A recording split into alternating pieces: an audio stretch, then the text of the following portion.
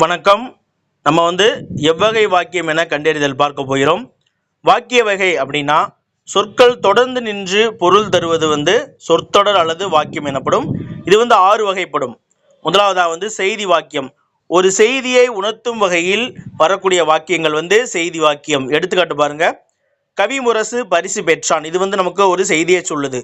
ஆடலரசு சிறப்பாக சொற்பொழிவாற்றினால். இதுவுமே நமக்கு ஒரு செய்தியை சொல்கிறது. இரண்டாவது வினா வாக்கியம். ஒரு சொற்றொடர் வினா பொருளை உணர்த்துகின்ற வகையில் அமைவது வினா வாக்கியம். விளையாட்டு போட்டியில் வென்றவர் யார்? இது ஒரு வினா. பாரதியார் எங்கு ஆசிரியராக பணியாற்றார்? இதுவுமே ஒரு வினா.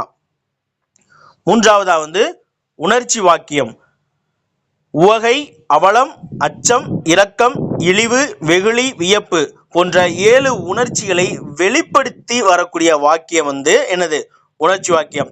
குற்றால அறிவின் அழகுதான் என்னே. இது வியப்பு உணர்த்துகிறது. ஐயகோ இளவழகனாரின் மறைவு ஈடு செய்ய வியலுமோ. இது நமக்கு அவலம் அப்படின்ற உணர்ச்சியை வெளிப்படுத்தக்கூடியது. அதனால் இது உணர்ச்சி வாக்கியம். ஏவல் வாக்கியம் பாருங்க. ஒருத்தர்கிட்ட நம்ம ஏவுதல் பொருளில் அல்லது அவருக்கு கட்டளையிடும் முறையில் வரக்கூடிய வாக்கியம் அமையும் வாக்கியம் ஏவல் வாக்கியம். பிறரை ஏவுதல் அல்லது பிறருக்கு கட்டளையிடும் முறையில் வாக்கியம் அமைவது ஏவல் வாக்கியம். எடுத்துக்காட்டு திருக்குறளை படி. இது ஒரு கட்டளை. மூத்தோர் சொற்கேள். இதுவுமே என்னது? ஒரு கட்டளை வாக்கியம். ஐந்தாவதாக உடன்பாட்டு வாக்கியம். அதாவது ஒரு தொழில் நிகழ்வதை உணர்த்தி வரக்கூடிய வாக்கியம் உடன்பாட்டு வாக்கியம் அப்படின்னு சொல்லுவாங்க. எடுத்துக்காட்டு பாருங்க. தமிழரசி புதுவைக்கு சென்றால். இங்க ஒரு தொழில் நிகழ்கிறது.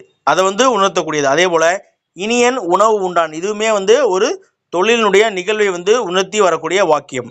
ஆறாவது பாருங்க. எதிர்மறை வாக்கியம். ஒரு தொழில் நிகழாமையை உணர்த்துகின்ற வாக்கியம் எதிர்மறை வாக்கியம் அப்படின்னு சொல்லுவாங்க. எடுத்துக்காட்டு பாருங்க. தமிழரசி புதுவைக்கு சென்றிலல். இந்த சென்றிலல் அப்படிங்கிற வார்த்தை சென்றாள் அப்படின்ற வார்த்தைக்கு எதிர் வார்த்தை. அதாவது செல்லவில்லை என்று பொருள் தரக்கூடியது. அதே போல இனியன் உணவு உண்டிலன் அப்படின்னா அவன் உண்ணவில்லை என்று பொருள் தரும். புத்தகத்தில் இருக்கக்கூடிய இன்னொரு எடுத்துக்காட்டு சொல்றேன். குமரன் மலையில் நனைந்திலன் அப்படின்னுவாங்க. நனைந்திலன் அப்படின்னா நனையவில்லை என்று பொருள். நன்றி.